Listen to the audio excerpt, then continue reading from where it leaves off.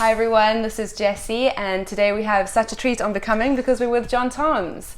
And a lot of you will remember Jon Toms from his Becoming story, where he talked about getting naked in front of the mirror and how to love yourself well and body image. And so many of you wrote in to tell us how that really impacted you. So we've got Jon back. Welcome, Jon. Yeah, so good you. to have you. And Jon is going to talk through some of our topic for this month, which is all about relationships. And at Becoming, we so believe in fighting for wholehearted relationships, in really going after a deep connection with the people around us. And Jon, I know that's really important to you as well. Yeah. So could you tell us a bit about why that is? Why do you care about this? Yeah, well, great question, first of all. Good to be here, thanks for having me. I'm normally used to like having a phone in front of me and video yeah, myself. You've got a bit of distance now there's now. one here, so I'm like trying to get used to that, but here we go. Well, it's huge. Like, I really firmly believe all of us were made for connection. We were all made to connect to each other, get to know each other, be known by each other, understand each other. So I think vulnerability in community is just a no-brainer for me. It's so important that we learn to get to know those around us, learn to pursue those around us, and to really push into what it looks like to connect to other human beings. Like, I think fundamentally everyone is looking to be loved, everyone's looking to be seen, everyone's looking to be known. So I think for me, being known and learning to be known is just hugely important for any human. But for me, it's something I'm passionate about. And it's so hard though, because I know even in some of the conversations I've had with people after our last blog post that I feel like that's our default, that we're born just having this high expectation of people are going to love us, they're going to accept us, and then at some point we either get really badly hurt or we have kind of a series of being hurt by people and we start to self-protect and we start to pull back, and it becomes a higher priority to keep ourselves safe than to lean into relationship.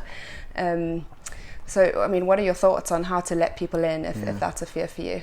It would be great if it happened automatically, like that we just wake up and we feel so Default. known, so loved. Like, that would be the easy option for sure. Unfortunately, it's not at all like that. To be honest, like, I think about it a lot because I'm constantly going through the process day by day of like, how known am I feeling today? How pursued am I feeling today? How connected to my community, to my friends, to my family am I feeling today? Like, it genuinely is like a day by day, hour by hour, even like minute by minute. Like, how's my heart actually doing? Like, I consistently check in with myself throughout the day. Like, how's Jon actually doing today? Is he feeling anxious? Is he feeling stressed? Does he feel understood or misunderstood? Does he feel loved? Does he feel unloved? I'm constantly going round. Like, we have so many thoughts every single day, don't we? I don't know how many they are.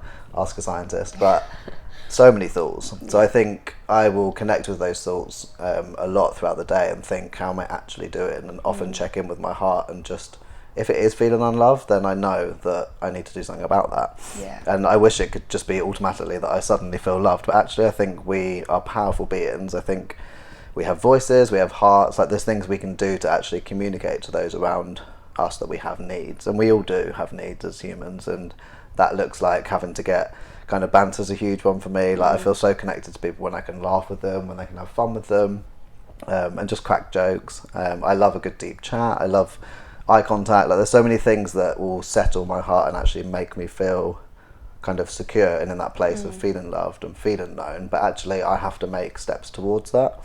It would be great if it happened automatically, but it just really doesn't a lot of the time. Yeah. And that's a really good key, actually, because what you're talking about is being self-aware about what do you actually need, and actually asking yourself those questions.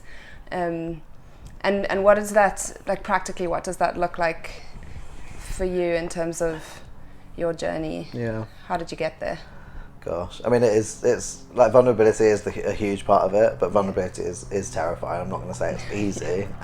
You definitely sign up for it, and if you are willing to go on the journey of vulnerability, it's 100% worth it, because, like, we know vulnerability is the bridge to intimacy. Like, if you're willing to be vulnerable with people, you're likely to feel intimate with them, because you're actually sharing a need in that moment. You're making yourself weak in that moment, and you're actually saying, I need you in this moment. Like, we're not supposed to go on our journey of life alone. Like, we're not supposed to be isolated, we're not supposed to be lonely. Like, I really believe that we were created for connection. We were created to be in family, to be in community, to have friendships and relationships that really grow us as people. So we're not meant to be alone.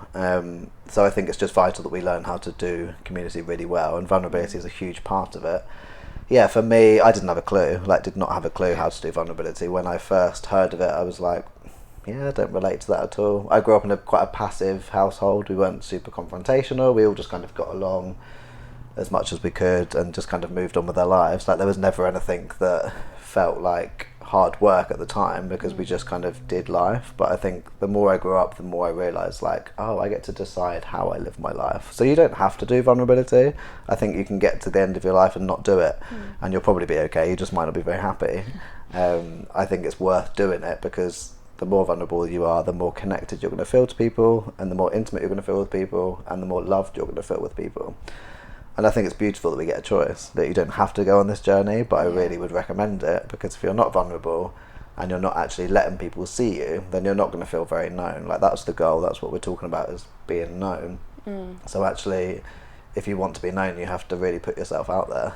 It's very easy to become victim and be like, oh, no one knows me, no one understands me. I'm so lonely. Yeah, totally, and stay in that victim place, which I've been to many times before. It's very comfortable just to stay in that victim, because you can just feel powerless in that moment and be like, oh, it's everyone else's problem, not mine.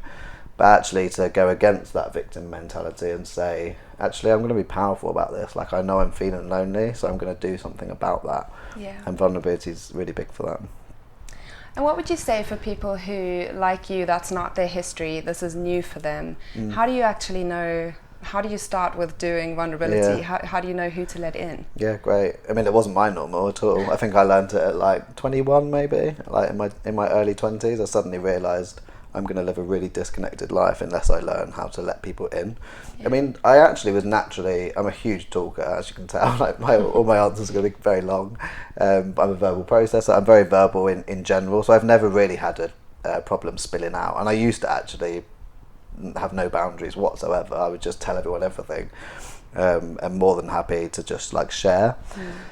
But I think, so I think it's just just start sharing little things. Vulnerability also doesn't always have to be negative. Like it can be positive things. You can share your dreams or your hopes or your desires or a job you're going for. Like it doesn't have to be like, I did this and I feel shame about this, or I feel guilty about this. I think often we think vulnerability has to be the worst thing you've done in your life. But actually it's really vulnerable to laugh. It's really vulnerable to make a joke.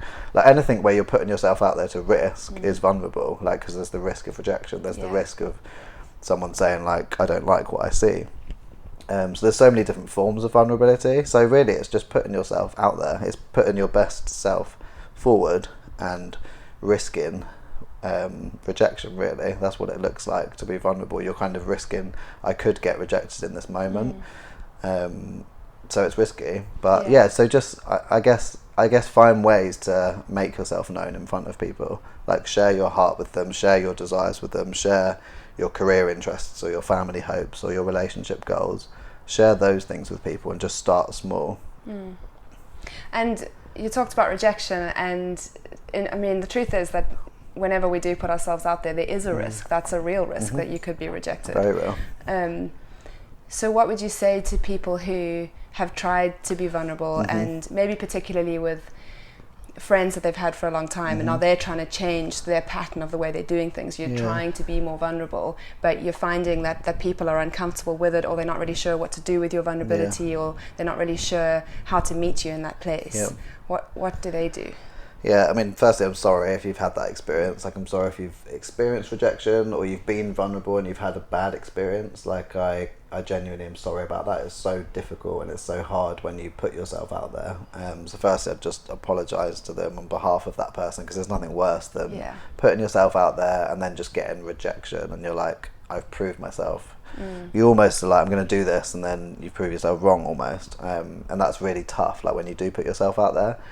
But I strongly believe in redemption and healing. Like I don't think anything is off limits for going back to that place. So I think whenever we actually have a bad experience, like you've got to let yourself heal from it. You've got to engage with the reality, like that was painful, that hurt, I did feel rejected, but know actually that your core is not rejectable. Like who you are is not rejectable. I don't believe anyone is rejectable, and I really try and remember that for myself. Like people can reject me, but actually that's their choice. Like I am not rejectable. People can make a choice to reject me, but actually I believe that I should be accepted by people, and likewise for everyone else. And that's what we were talking about, restoring that default, isn't it, of I'm not rejectable. If we can actually get to that place where what somebody else does doesn't get to tell us Yep. whether or not we're rejectable. Totally. And if you have that fundamental belief, then you'll be in a stronger place. If you have the opposite belief of actually I am rejectable, which I think I had for quite a while really, you're going in 10 steps backwards because you're already going into these moments and these conversations and these vulnerable moments believing you're going to be rejected. I think they call it like rejection goggles. I've heard it called before, when you're always wearing those, so you just always think you're going to get rejected, and then you do. And you read things into moments then, totally. don't you? Of like, they rejected me when actually when they might not have been true. Yeah, they might not have heard you properly. They might just not know what to say, but that doesn't mean in that moment that they are rejecting you. You've got to have a bit of a kind of strong core in that moment and just be like, okay, that felt painful. I'm going to engage with that, but I'm going to go back to the truth that I'm not rejectable as a person. But also find the right people to trust. So, like, not everyone deserves your heart. Not everyone deserves your trust straight away. It's important we don't just like put everything out there on the table, because it can be super exposing and it is super vulnerable.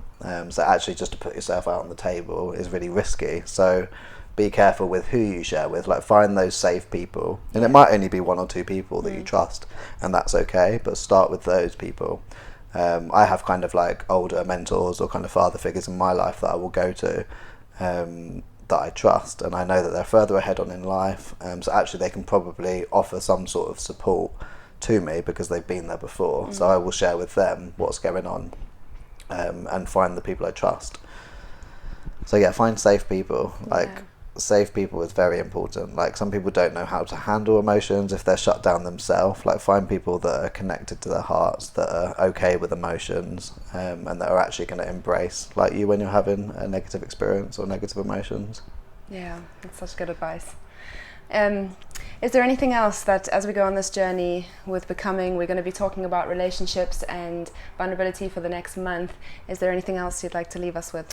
Well, great topic. Vulnerability and community is so important. What haven't we covered? Well, I think self-awareness is huge. Like, I had to become really self-aware. I had to really go on a journey of like, who is Jon? Like, I went away for 3 years, obviously, as you know, to ministry school in California, and that time was really just like, okay, who even is Jon? Like, I know for me personally, I'd spent a lot of my time kind of pouring into other people and like spending time with other people. I would always be like the counsellor, always be the one people would come to, and I would find my identity in that, really, because I was like, wow, everyone's coming to me. I must be so wise. And that was kind of filling my love tank to a certain extent, because I was like, okay, I'm needed in this moment, this is brilliant. But actually I completely ignored who I was in that moment, because I didn't have any needs with anyone. I wasn't vulnerable with people, they were just vulnerable with me.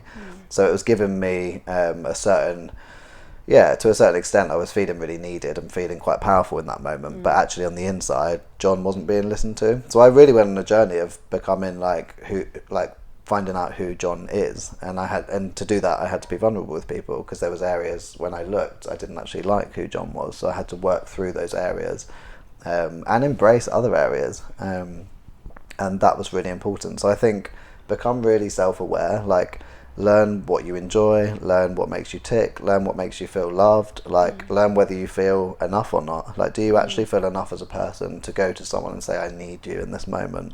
Because that's really important, because if you don't actually love yourself and respect yourself, then you're not actually going to give yourself the time of day to go and say that you need other people in your life. So I think become self-aware and like really learn to love yourself. I think I touched on that in the blog a bit, but loving who I am was so important, because if you don't love who you are, then you're not going to be very good at loving other people.